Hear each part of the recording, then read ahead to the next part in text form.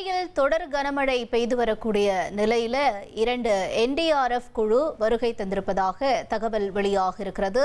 தொடர்ந்து விவரங்களோடு செய்தியாளர் நிர்மல் இணைந்திருக்கிறார். நிர்மல், வணக்கம். மொத்தம் எத்தனை பேர் இந்த குழுக்களை இடம்பெற்றிருக்காங்க? இவங்க எங்கெங்கெல்லாம் போய் அவங்களுடைய சேவையை செய்ய இருக்காங்க? நிலவரம் என்ன நிர்மல்? வணக்கம். பிக்வா புயல் காரணமாக சென்னையில் தொடர்ந்து மழை பெய்து வருகிறது.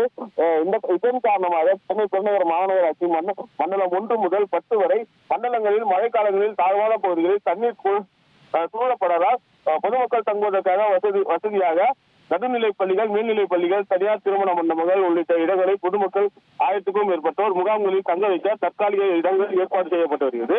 அவர்களுக்கு தயார் நிலையில் உணவு செய்வதற்கு உள்ள இடமும் அமைக்கப்பட்டுள்ளது.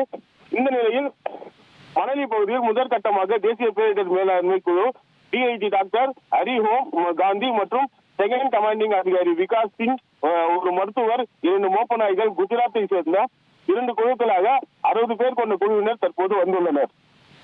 உங்களுடைய தகவல்களுக்கு நன்றி நிர்மல். இனி செல்லும் இடமெல்லாம் செய்தி. தந்தை டிவியின் வாட்ஸ்அப் சேனலை ஃபாலோ பண்ணினா செல்ல இருக்கும் இடமெல்லாம் செய்தி.